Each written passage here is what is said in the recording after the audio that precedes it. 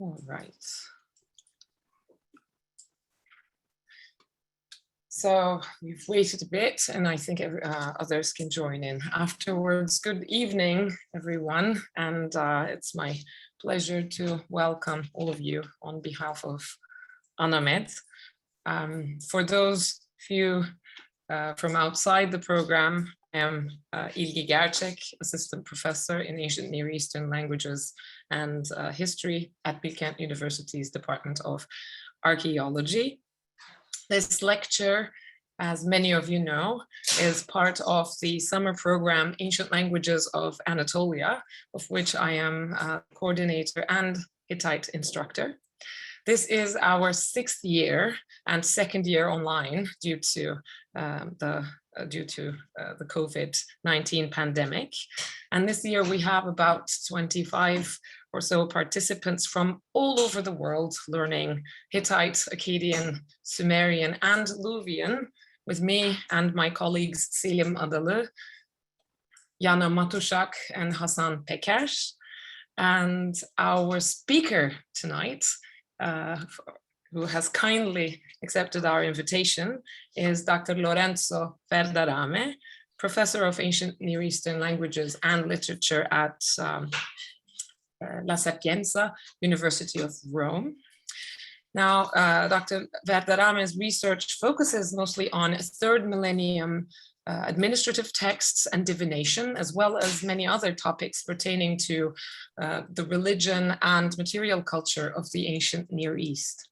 He has many publications, which include several monographs, such as the philological edition of the astrological series Anuma Anu Enlil, as well as the editions of administrative texts and an overview of Sumerian and Akkadian literature.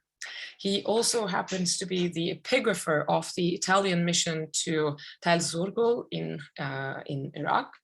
And tonight, he will talk to us about his research on what he calls an insignificant Ur-3 envelope at the British Museum, and how he combines various different types of data, including museum or historiographical resources from museums, cuneiform texts themselves, and other evidence to do research on these tablets now. We welcome you, Lorenzo, and I will, before I mute myself, for our audience, we will have time to take questions at the end, so you can raise your hand, or you can write your questions in the chat box, and I will monitor this and take all the questions. So I leave the floor to you, Lorenzo. Thank you very much, and thank you for the invitation. I'm very glad to be part of this program for this year. So I've chosen this topic for the lecture because it was easier to assist rather than a lesson on Sumerian or a specific text. And furthermore, starting from personal experience and going through the analysis of data, the work on museum, and also the history of studies and the origin or the beginning of the archaeology of ancient Near East, I would like to share with you an adventure which was mine in modern time, but was also the adventure of the beginning of the discoveries in South Mesopotamia.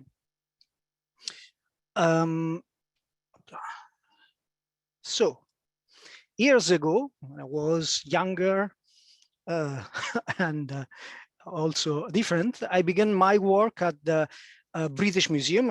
Indeed, I began the work years before, in the 1999, working on divination. But in 2004, I began my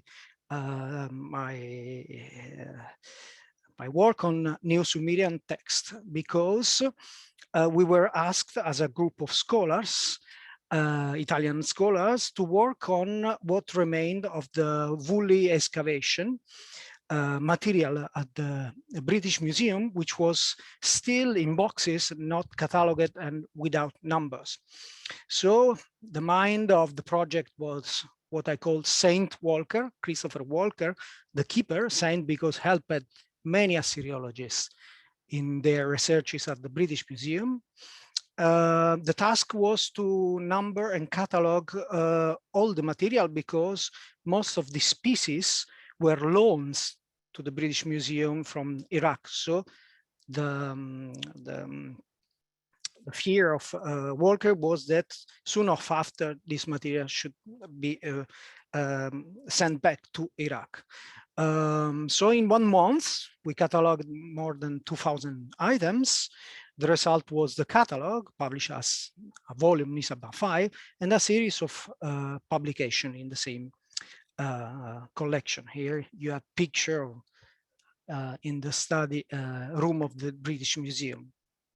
This was the beginning of a series of interesting and I think successful joint work with the British Museum projects, mainly on third millennium administrative texts. And in the very same year and the following year, I spent several months working on the catalog and transcription of Neo-Sumerian text. While working there, Walker, which was always, which is, because he's still alive, which is full of surprises, came to me with a box of very awful fragments, at least at a first overview. They were scraps found in a tray somewhere, lost in the British Museum. This is the picture of the tray. Which was what was interesting was first of all the archival data about these fragments. Within the tray, there were three labels that belonged probably to the fragments or to some of the fragments. This was not clear. One label had only the reference to early fragments, of course. Another box 3, early fragments. 17th is not clear if 17th refers to something or to number of fragments, and give two accession number 83.118 and 81.71. These are the accession number of the British Museum, and is 1883 and 1881.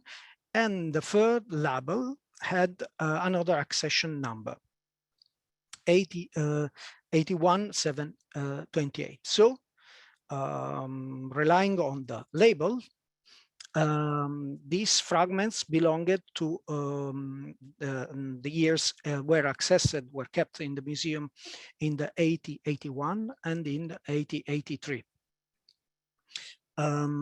The catalog of the British Museum said that these three accession numbers, the one that were on the labels, were part of the objects of Rassam's. I will come later on this figure of Rassam's excavation in Sippar.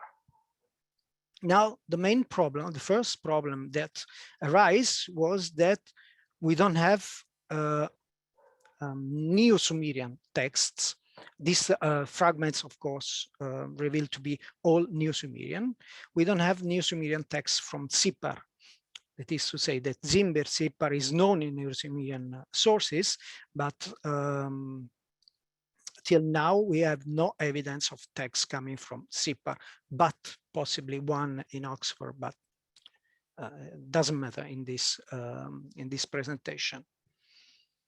An analysis of the text revealed, of course, that almost all the fragments came from Tello, the excavation of Tello, that has been identified as Girsu.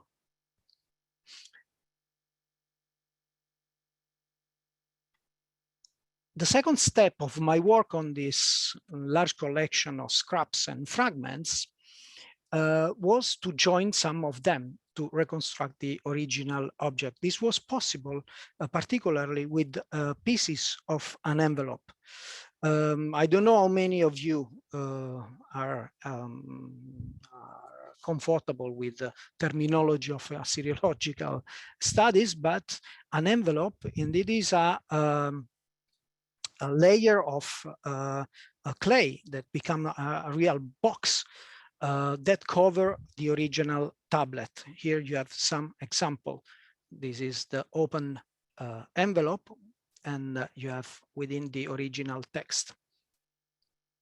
The external part of the envelope is sealed because the aim of the envelope is to protect the original document. So particularly with contracts, sales, and other documents related to administration and justice, to avoid that people change the content writing on the surface of the original text. This one, the latter is covered with this envelope. The text of the original text is written over the envelope, and then you have the seal that is a further protection of the let's say of the document, because if you want to change the original document and the envelope, you have to break it, but then you need the original seal to seal it again. Just a short note. We have the description of the invention of the envelope in a Sumerian literary text, even though here the origin of the envelope is related to a completely different matter. Urzababa, the king, who want to kill or want Sargon to be killed, sent Sargon with a letter within an envelope. So the envelope, indeed, in this case, is a device to make secret the original document, where it is written to the addressee to kill Sargon. This is a literary topic that we find, for example, in Hamlet, where Rosencrantz and Guildenstern are sent with a letter saying that the receiver of the letter should kill them. Let's go back to our administrative texts. So some pieces of this, I show you again the tray here. You have here one piece, another piece, another piece. Some of these pieces were possible to join together and to recreate part of the original envelope. What is surprising, the first step, working directly not on the joint, but on the content of the text, is to find another piece, but belonging to a complete different collection of the British Museum that was, sorry, here. So that was accessed in the British Museum in the 1895. It was again part of Rassam collection, but I will not come back. So the join of the fragment joined with another fragment coming from a later collection. So it was possible to read almost the entire text and integrate him with other sources. What is the text of the this envelope about? Is an issue of animals. Again, we are talking about a document from Lagash. The document records the issue of 38 ships, 7 goats, which are remnant of the balanced account of a balance account. Then we have that the sealer, the official who seal physically the document is urnance, and this animal should be refunded. Here you have the seal of urnance visible in one of the edge of the document.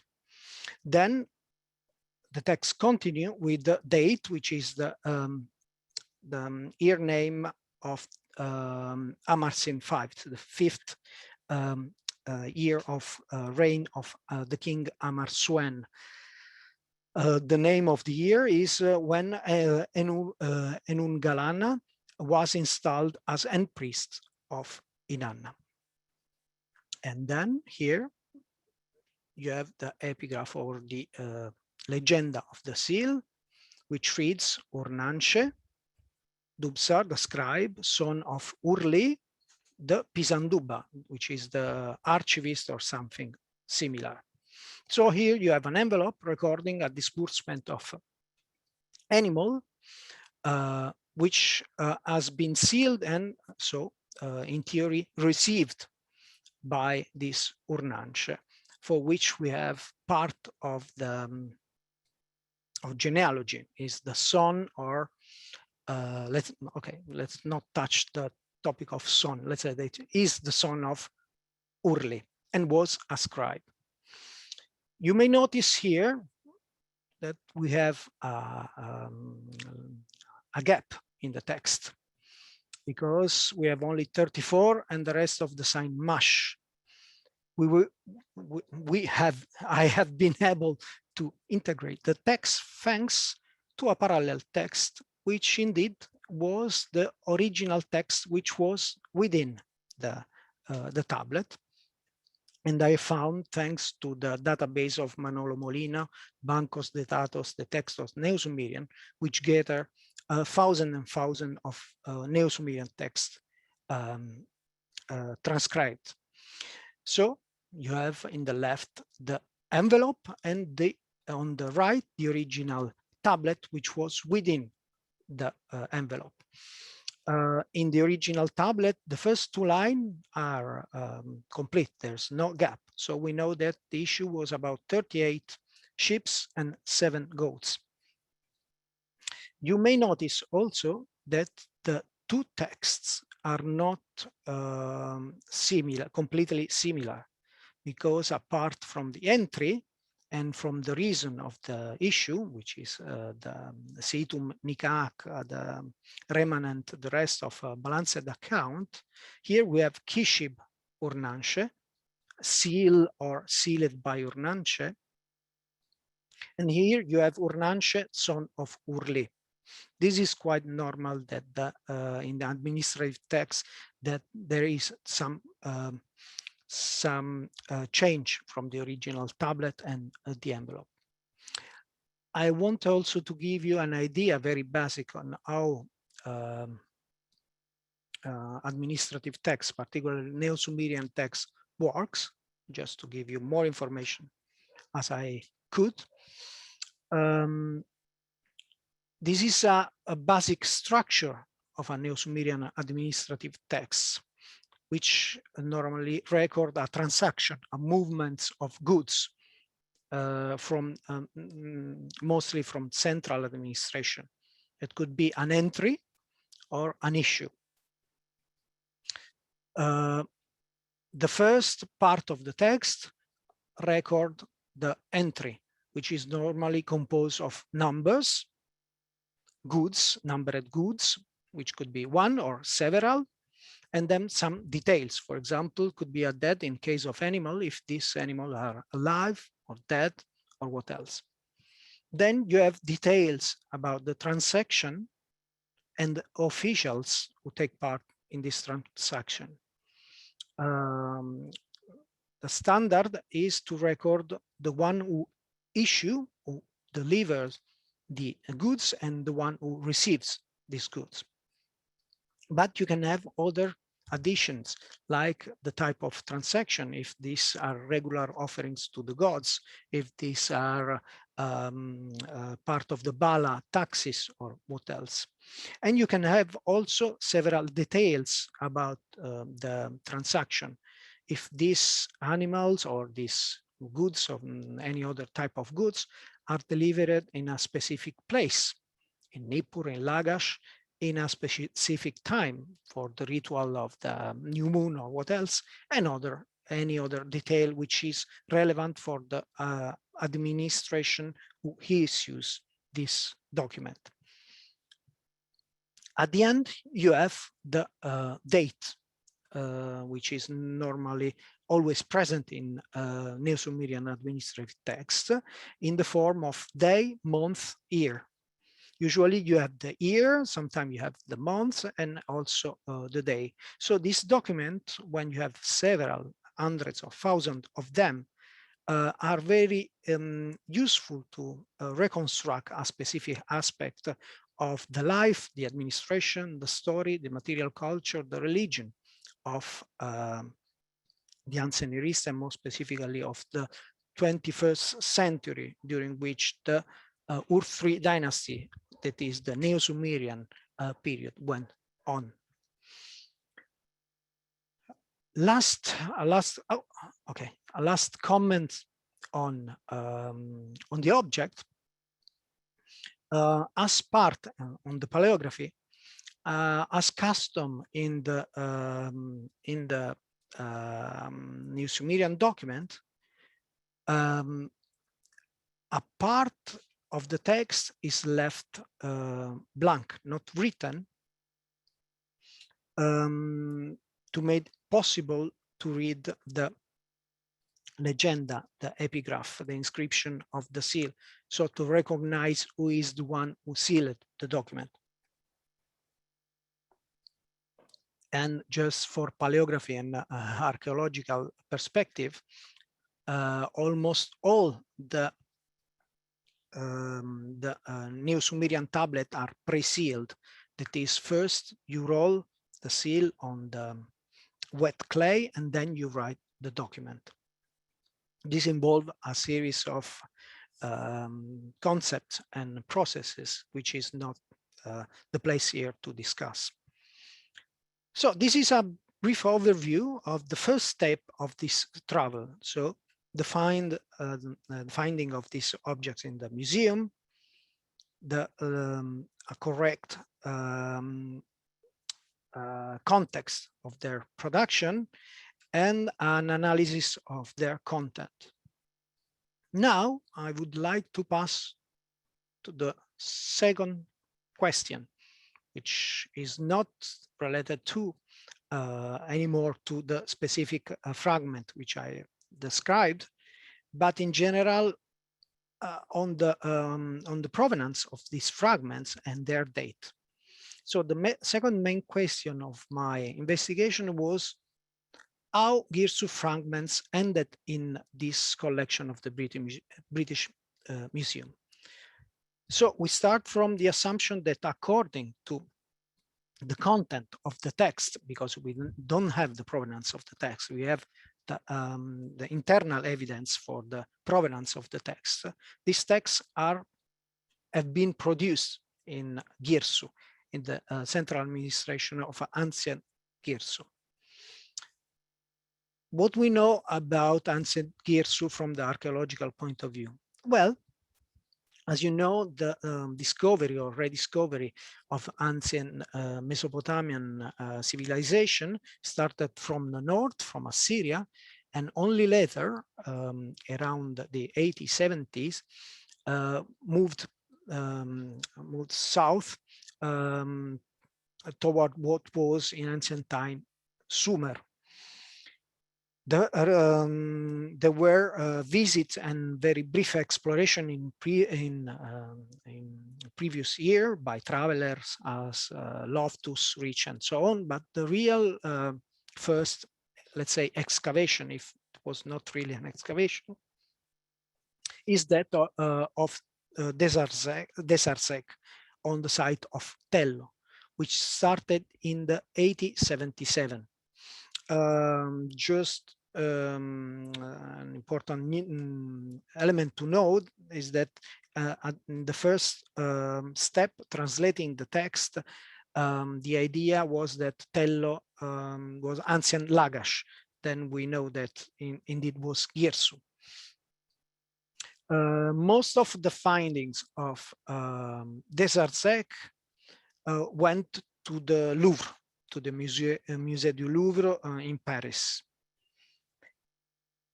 From 1877, Desartec continued his excavation in Tello almost uninterruptedly. But in the 1894, during one of his absence, began large illicit diggings on the site from the same excavator workers of Desartec. So from 1894, thousands of uniform tablets flooded the antiquities markets and ended from this very year in many Western collection and also in collection in the collection of the Museum of Istanbul. Indeed, the largest collection of texts from Girsu Lagash kept in the British Museum are dated to the 1894. So now the problem is that the fragments of our tray are dated, are accessed at the British Museum between the 1881 and the 1883. So how these Tello Girsu objects arrived at the British Museum prior to the 1894 when the illicit excavation began. Just to be clear, almost everything prior to the 1894 went to Louvre or the Museum of Istanbul. So something must have been happened between the 1877 when Desartec began his excavation and 1894 when large illicit excavation started to provide 1,000 of Lagash Girsu tablets to other museums. Well, to understand what happened, we have briefly to refer to one of the protagonists of the beginning of the archaeology of ancient Near East, and particularly on the discovery of ancient Mesopotamian sites and town, which is Hormuz Rassam. Rassam is well known as the assistant of Layar at Nineveh and other excavation in Assyria, northern Iraq. Rassam was an interesting figure as it was his family. He was a Chaldean Christian from Mosul, well educated with international connections. The brother married an American woman. And Rassam also moved between Iraq and Malta and Hormuz Rassam, sorry, moved between Mosul and Malta and as we will see also in Africa. I say this because he's normally depicted as the boy or the, the servant of Layard, but indeed it's thanks to Rassam that the British Museum has most of his Babylonian collection, because when Layard began his diplomatic career, all the work was left to Rassam, and is to Rassam that the British Museum allowed funds to a large exploration of the site of southern Mesopotamia, mainly Babylon, Sippar, and Borsippa.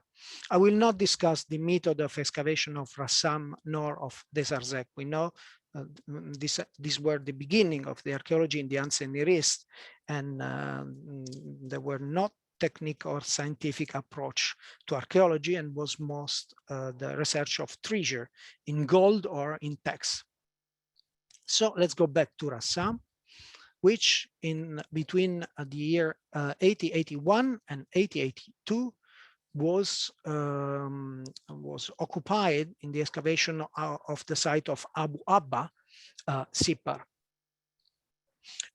We know from the records of the British Museum that Rassam shipped a box of material with different accession number that coincides with the number we found on the on the two labels in the tray we are discussing. And these were, so the collection accessed in the British Museum as 8171 had 3,400 items, mostly from Babylon and Borsib. But, and here we have some pollution, as we could say, few items from Kuta and Nineveh, and so on. Same for the collection of the 1883, which had 2,610 items from Nineveh, including 5 items from Babylon, Borsippa, and Nineveh. And finally, the collection 1883 118 has 700 items coming from Nineveh and 2 objects from Abu Abba. The situation is this, because we have to think of the shipping from Mesopotamia and the reception in the British Museum. Rassam sent boxes of materials to the museum that successively catalogued the objects. We will see that Rassam was very precise in the description of the content of the boxes. But in the meanwhile, Rassam, as other archaeologists or excavators, were used also to buy objects in the market, to visit other sites, and include all the findings in the same shipment, for example, the one from Babylon and Borsippa. It is interesting to say that when after the 1894, that is the big flood of Girsu Lagash Neo-Sumerian texts began, these texts were sold up north the Tigris till Nineveh. That is to say that antiquity dealers were selling Neo-Sumerian texts from Girsu also in Nineveh and all the other sites along the Tigris. So it could be possible that these fragments were part of something that Rassam bought during the excavation in Babylon, but the archival documents help us to share some light of what happened indeed with these fragments. We should go back to the very beginning of the excavation of Tello. Now, in 1877, indeed in the 1876, de Sarzec was appointed as French vice consul in Basra, and it arrived in Basra in the 1877. Being bored to be in Basra with nothing to do, he started to visit the ruins next to Basra, and he arrived to the site of Tello. In the account of de Sarzec, he discovered Tello, but we know from many documents that Tello was already known to antique dealers and local excavators that knew of a statue of Gudea, which they called the Old Tello. So it is indeed de Sarzec was led by the locals to the site of Tello Lagash. So in the January of the same year, de Sarzec visited Tello, and in March he begins excavation. It's important to say that in this moment are illegal excavation even for ancient time. That is to say that he has no permission from the Ottoman Empire to direct excavation anywhere. So after the first findings, Desarzec in the 1878 asked for a Faraman, a permission to excavate the site of Tello. He then returns back to France for fundings, and we know that he received a very large funds from the French Parliament to recover antiquities to be exposed then in the Musée du Louvre. And the other things that is very relevant from the document, Latin of different type of documents, is the secrecy that Desarzec keep about the excavation. This was due, of course, to the fact that there were no sure methods to protect the sites, and also by the fact that the fame of Rassam, we already showed to be very aggressive in Assyria with the French excavator, could lead this rider to maraud or to take material from Tello. And we know also another interesting fact, which I will not discuss, that is that the two of them, Desarzec and Rassam, already coincided in an adventure or in a different place in years before, which was in Ethiopia in 1868, when Rassam was in charge by the British government with the consultation with Theodoros Tovodros, the king of Ethiopia, which ended with the pillage by the British army of the capital of Ethiopia and the libraries.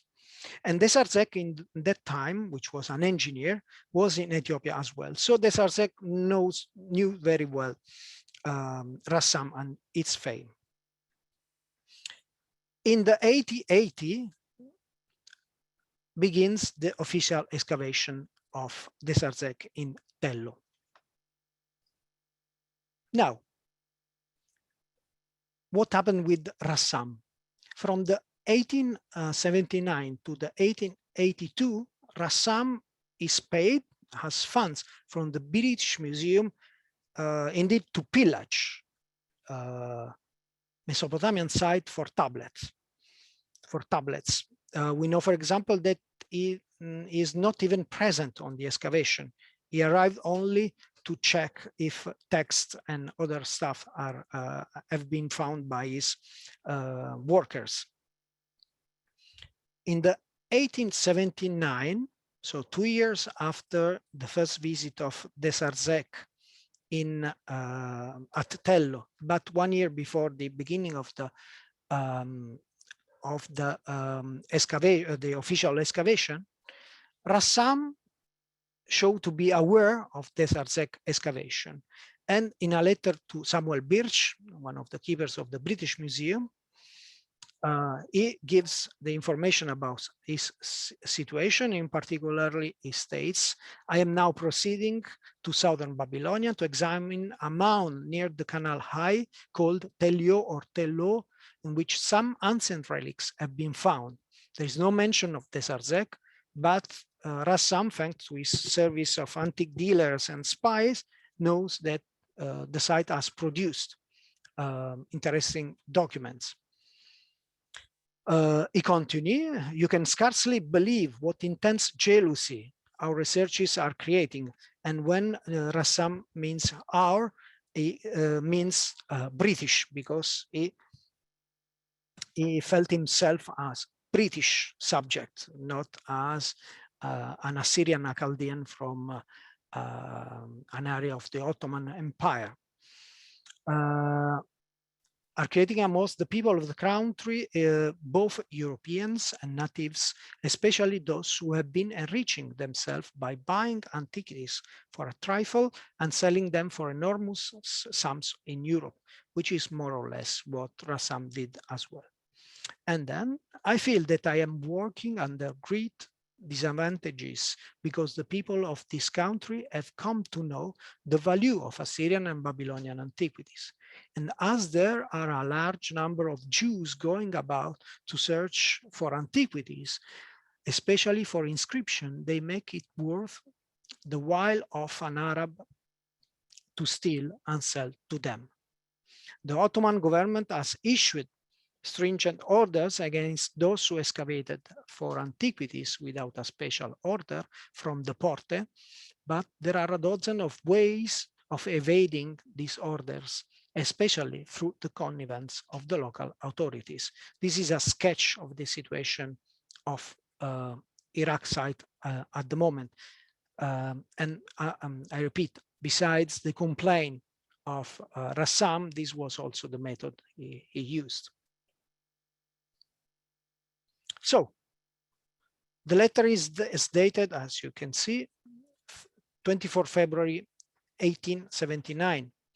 The very few days after, so the letter showed that by the 1879, Rassam was aware about Tello and his findings, and also that Desarzec has no permission to proceed to the excavation. So Rassam takes advantages of one of the short absences of Desarzec from Tello, and also take advantages of the fact that the same Desarzec has no permission at the moment for excavations. But he is aware also that he himself has a permission which is limited for a specific area, which is Abu Abba and Birs Nimrud. So what he plans is a very quick visit to Tello in order to check the site and take as much was possible in few days. So he sails, we know from letters and from his personal account that he sails by boat to Tello in February 24 of 1879 and arrive at the site in March, the 1st of March. Then he waits and he spent 3 days visiting, let's say, visiting the site from the 2 to the 5 of March.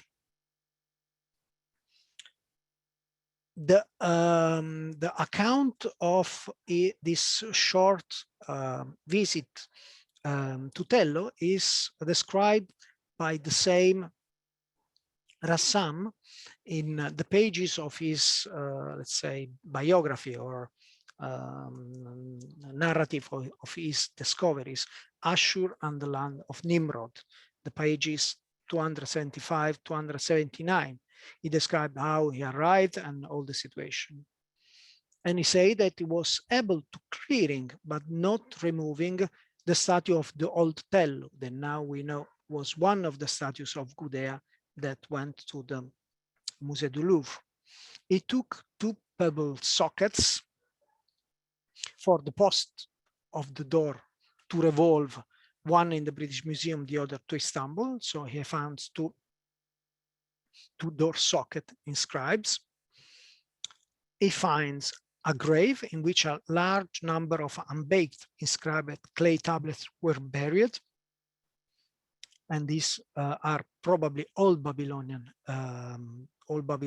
tablets that is possible to identify in the collection of the British Museum.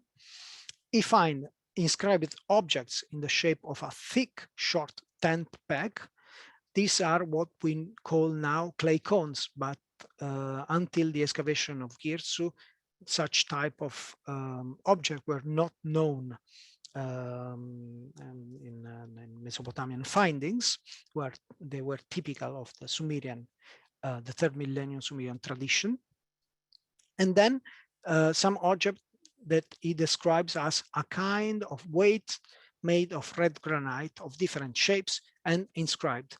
These are not weight, but presumably mass heads. So this is what Rassam raided, discovered, or kept from Tello and sent to the British Museum. What we know on the other end of Rassam findings is an interesting type of document which I was able to study thanks to the intervention of Christopher Walker. This object were the crate that accompanied the boxes of the objects sent by Rassam.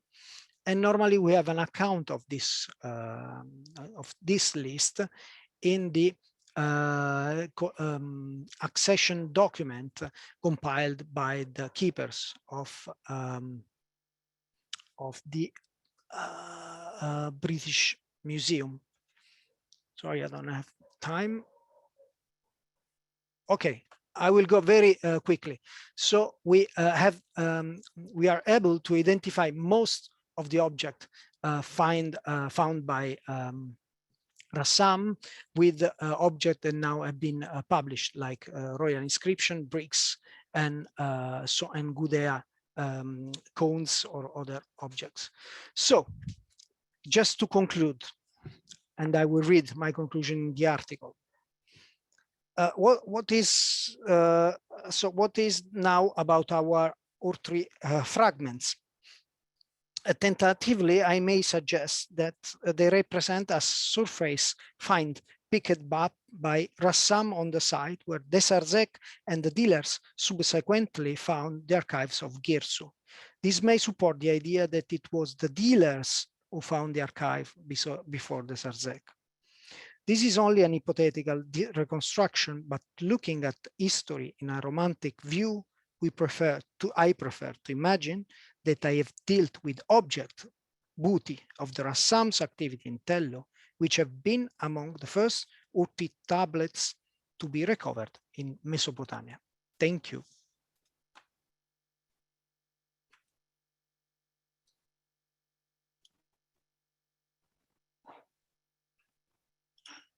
Oh, now my videos. Thank you so much, Lorenzo, for this fascinating history of the recovery of not only this particular fragment, but of a lot of the documentation we now have in museums at the British Museum and the Louvre, as well as the Istanbul Museum. Absolutely. So, yeah. And let's now turn to our chat box for questions from our participants. And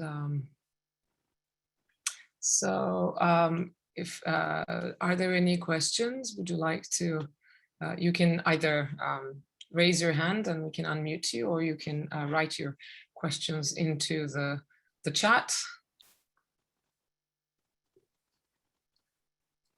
And while they come in, I myself would like to ask a question.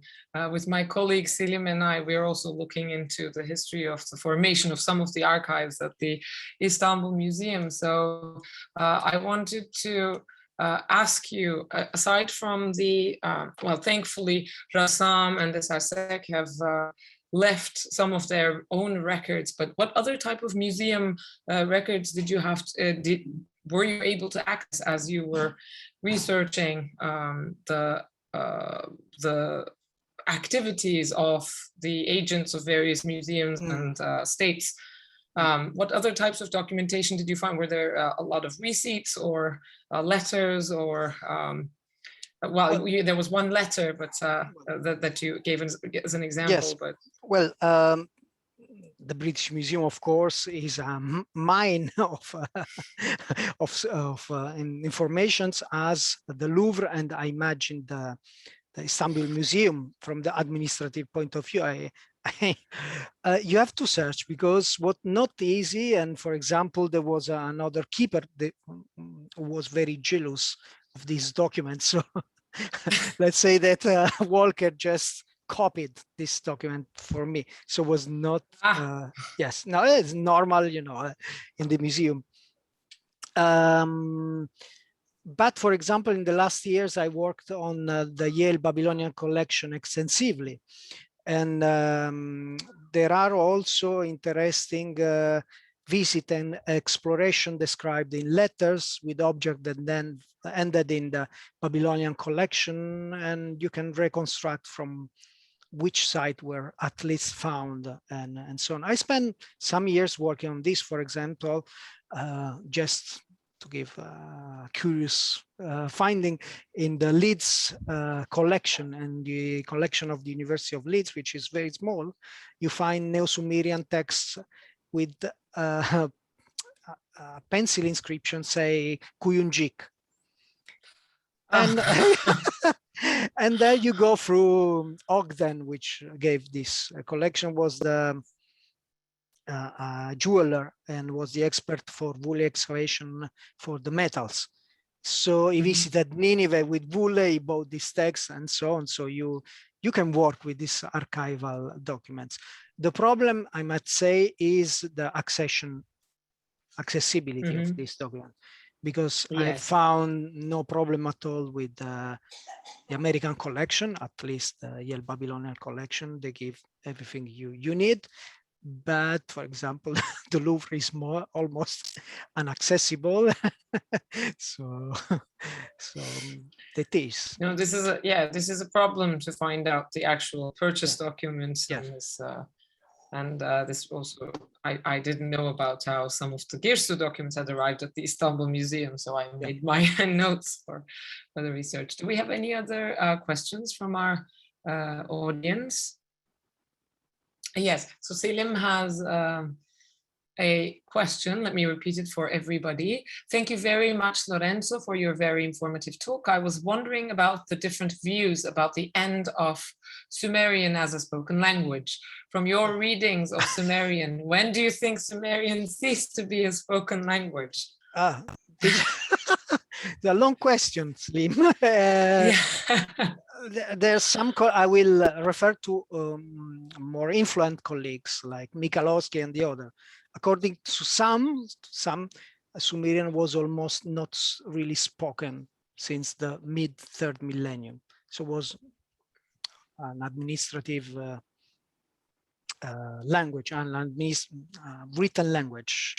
The usual comparative is like the Latin in medieval times. You used to write document, but and for the mass, but then people were used to speak other language.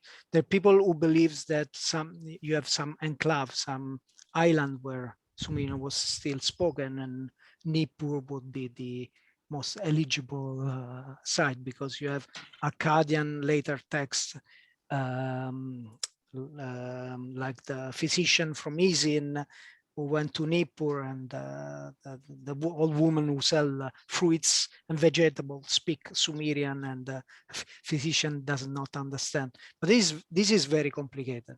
I don't have an answer. I'm sorry. So what I can say that for my area and period of expertise, which is mostly Neo-Sumerian 21st century, the kings are Akkadianized, have Akkadian names, and there's evidence, as Gonzalo Rubio showed, that they spoke, also the kings, Akkadian.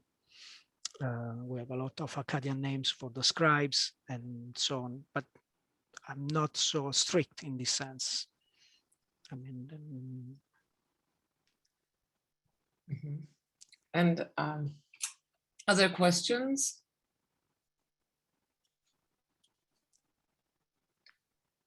I have one more that as I was making my notes there's one. Let me take Roberto's question first.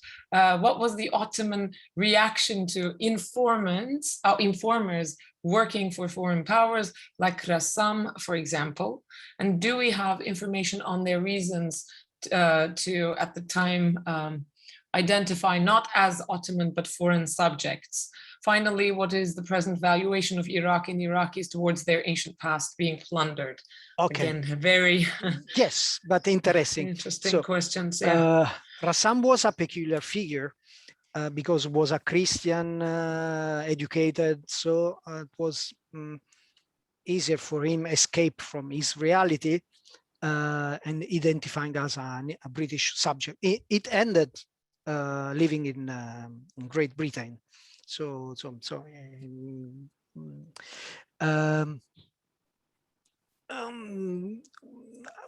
We have information, of course, we always have information about the reaction of the Ottoman Empire and how was managed the antiquities, but you have to think that this borderline sources, which are written in Turkish, of course, and are administrative, are not really accessible from not Turkish speaking people. So I imagine that somewhere you have elements. I am organizing a conference on the reception of the discoveries of Mesopotamian in the Islamic circle of the Near East and Egypt at the beginning of the century. I was mostly interested in religious part, how this was managed, or from the I should say the Muslim Brotherhood, how this was accepted or rejected. We have impulse in poetry that recover the antiquities of Egypt. So these elements were used in poetry of the beginning of the past century, or were considered as only a Western aspect of colonization. And finally, the actual situation, but well, your question, you should ask this to Iraqi, of course. I can't speak for them.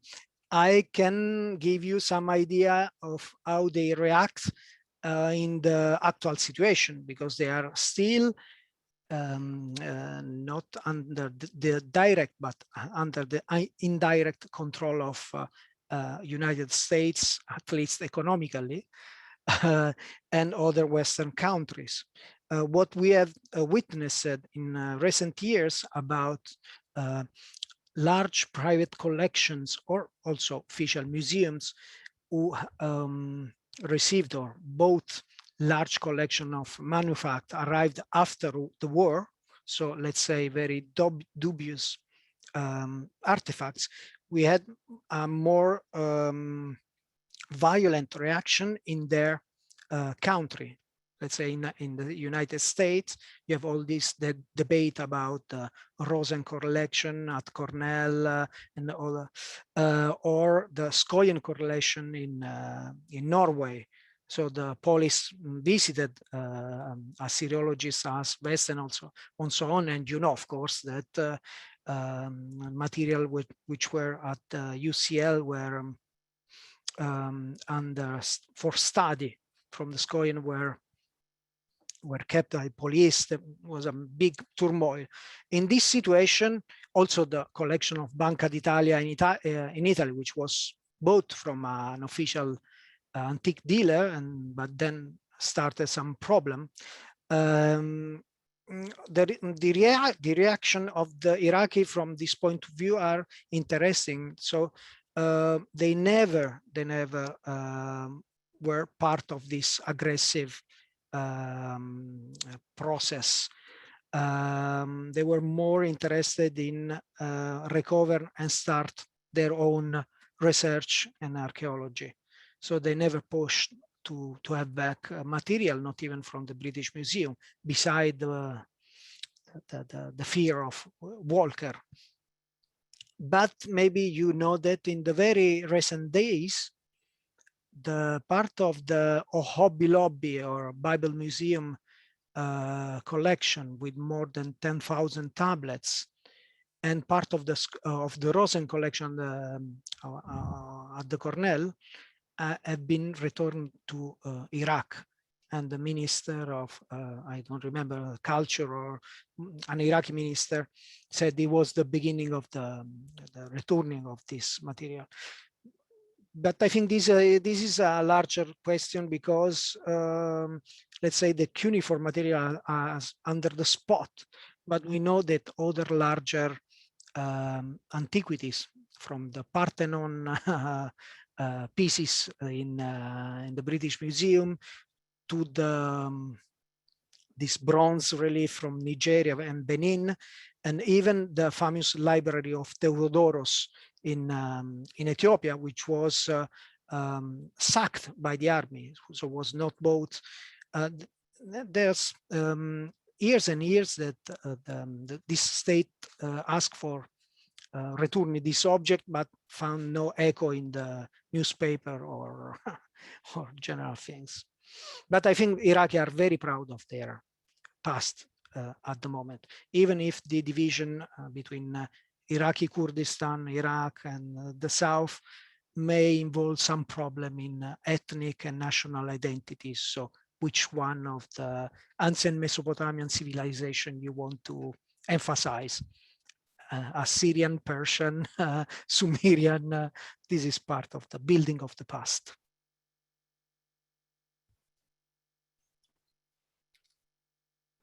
İlgi has a question. I think we can take a few more minutes to take this. If I'm not mistaken, you mentioned that Rassam sent some of the finds to Istanbul from his Girsu excavations. Why did he do this if he's digging it illegally anyway? Okay, this is a good question. So I don't have evidence for this. We know that part of Layard's diplomatic career was in Istanbul. And Rassam gained his power through Layard. So this was part of, let's say, of captatio benevolentia, let's say, gift, or but I have no clue in this sense if there were direct contact with high functionaries in Istanbul by Rassam, or let's say orders or suggestion by Layard. But we know that everything he could send to London, he did. So he was kind of obliged in some way to send to Istanbul some things. Also because there was control, but not a really strict law of antiquities at the time. And this would have been before Rassam was removed from Sipar, right?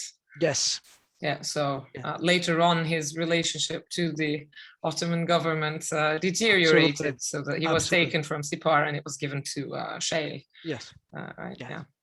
No, that's a very good question, yes. And do we have any other questions from our audience? All right, so on behalf of everybody, I thank Lorenzo very heartily once again. We do, and we have a comment by Roberto saying the post-war situation in Iraq is complicated and it is of interest that a certain promise was made to grant the Nineveh Plain autonomy, but that has not come about. In the US, there are different organizations like the Assyrian Policy Institute, and by perusing the communities around these organizations, it becomes evident that the ancient past is an important identity marker. This is just to give some background. Thank you. Yeah, well, yes. Thank you for the comment, Roberto. Yes. Thank you again, Lorenzo. And thank you. Just out of interest, have you published this yes, already? This was my, this was my comment. I can send you the article. I wanted to speak about this because it was interesting, I think, yes, for this time. And I sent you the article, and please share. Yes, I would love to. We have, we share. And there are also other issues about Rassam processes he had against the British Museum. So you can find more about the story in the article. Yes, and Selim and I are very interested about this along with our colleagues at the museum because we are doing a similar kind of research about Sipar's background and excavations in Istanbul. So we'll be, we'd love to have conversations about this. Yes, and thank you everybody for attending and listening, and thank you, Lorenzo. Please. Thank you for the invitation. Yes, this was wonderful. All right, I bid everyone a good evening, and I'll be the last to leave, so to close the doors after everyone. And thank you, Naz, for the organization, Naz Uğurlu. Thank you. Goodbye. Bye, everyone. Good evening.